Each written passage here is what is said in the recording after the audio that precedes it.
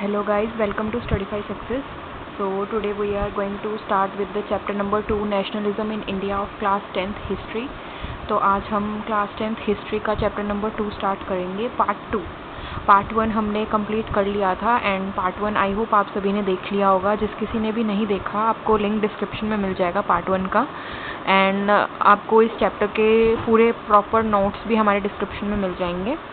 सो आप वहाँ पे जाके हमारी वेबसाइट से डाउनलोड कर सकते हैं. एंड तो एक बार हम फटाफट से क्विक रिवीजन करते हैं जो हमने पार्ट 1 किया था नेशनलिज्म का. सो हमने उसमें पहले तो हमने देखा था फर्स्ट वर्ल्ड वॉर कि वर्ल्ड वॉर में क्या हुआ था. पहली वर्ल्ड वॉर जो हुई थी इंडिया में उसमें क्या क्या हुआ था. उसमें national movement was spreading in new areas in 1919 and incorporating new social groups were developed. Mahatma Gandhi came to India and the idea of satyagraha emphasized the power of truth. He advocated the physical force and in 1960 he traveled to Champaran in Bihar to inspire the peasants to struggle against the oppressive plantation system. फिर हमने idea of सत्याग्रह पढ़ा कि सत्याग्रह क्या था.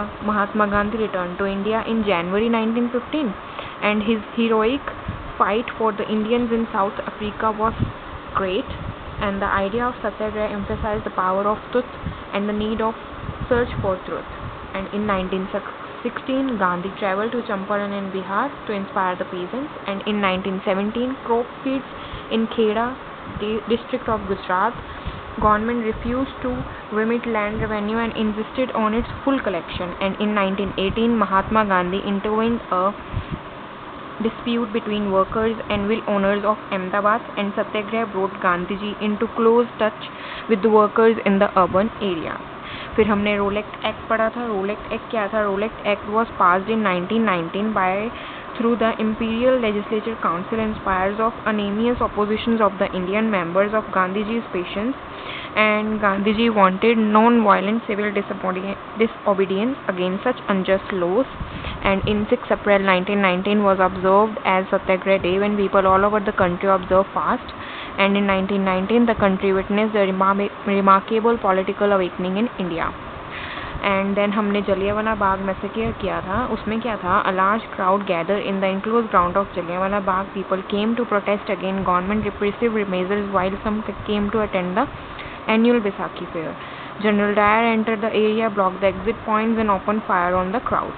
The government responded with brutal repression seeking to emulate the terrorist people. तो हमने clear किया था अपना पार्ट 1 में. तो आज हम पार्ट 2 स्टार्ट करेंगे. पार्ट 2 में हम काफ़ी सारे टॉपिक्स डिस्कस करेंगे एंड पार्ट 2 के बाद हमारा ये चैप्टर कंप्लीट हो जाएगा.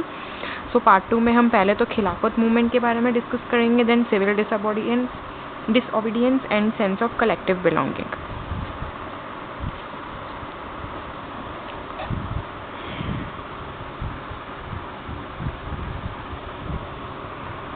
तो पहले हम खिलाफत मूवमेंट के बारे में पढ़ते हैं एंड आई होप आपको आपकी स्क्रीन पर दिख रहा होगा खिलाफत मूवमेंट. तो Khilafat movement Rowlatt Satyagraha act. Khilafat movement में क्या हुआ था. Rowlatt Satyagraha act had wide spread. Mahatma Gandhi ने लॉन्च किया एक ब्रॉड बेस्ड मूवमेंट. वो मूवमेंट जो था वो मूवमेंट इसलिए लॉन्च किया गया ताकि महात्मा गांधी चाहते थे कि हिंदू मुस्लिम जो हैं वो टुगेदर यानी कि वो एक साथ एकजुट हो जाएं. एकजुट होकर हम ये मूवमेंट को आगे बढ़ाएं. ओके. बट जो फर्स्ट वर्ल्ड वॉर थी हमारी उसमें इंडियंस जो थे उन्होंने डिफीट किया था ऑटोमन टर्की को. So Muslim of India decide to change Turkish policy. तो जो जितने भी इंडिया में मुस्लिम्स थे उस टाइम पर उन्होंने डिसाइड किया कि हम टर्किश पॉलिसी को चेंज करवाएं या फिर टर्किश पॉलिसी अपनी चेंज करें. And Khalifa committee was formed under leadership of. Khalifa committee बनाई गई एक. ठीक है. किन के अंडर बनाई गई. आप सब ये पेन पेंसिल अपने हाथ में रखें. कॉपी में आप नोट कर सकते हैं कि खलीफा मूवमेंट किसने बनाई. Khalifa movement was formed under the leadership of Maulana Azad, Ajmal Khan and हसरत मोहम्मी. ये 3 लोग थे जिन्होंने खलीफा कमेटी का लीडरशिप किया.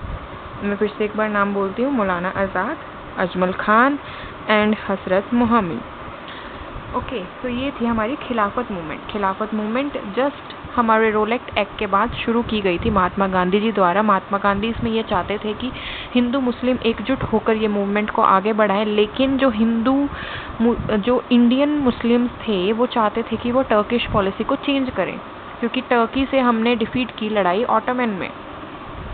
बट ऐसा हुआ नहीं। खलीफा ने एक कमेटी बनाई, उस कमेटी के मेंबर्स जो थे वो इंडियन मुस्लिम्स ही थे, जिनके नाम मैंने अभी बताया आपको, मौलाना आज़ाद, अजमल खान एंड हजरत मोहम्मद। तो ये था हमारा खिलाफत मूवमेंट।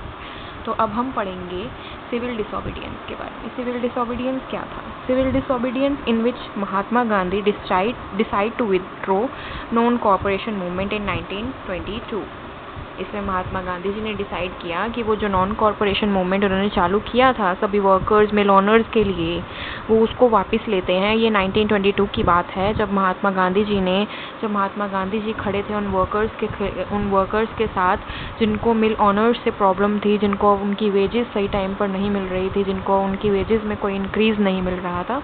तो ये नॉन कॉरपोरेशन मूवमेंट को गांधी जी ने वापस लिया 1922 में। Then movement turned violent into many places and Satyagraha need proper training।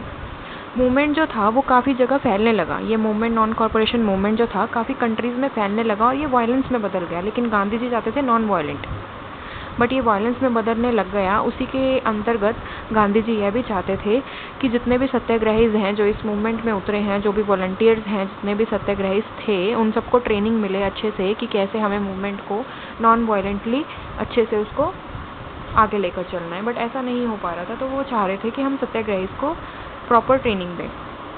Then salt march accompanied by 78 volunteer. फिर महात्मा गांधी जी ने सोल्ट मार्च निकाला। सोल्ट मार्च जो था उसके अंदर महात्मा गांधी ने 78 वॉलंटियर्स को अपने अंडर काम करने के लिए रखा। उस सोल्ट मार्च में 78 वॉलंटियर्स थे। उन 78 वॉलंटियर्स को समझा दिया गया था कि वह नॉन वायलेंट तरीके से ही काम करेंगे, वायलेंट से कोई काम नहीं होगा, क्योंकि गांधी जी को यह सब पसंद नहीं था।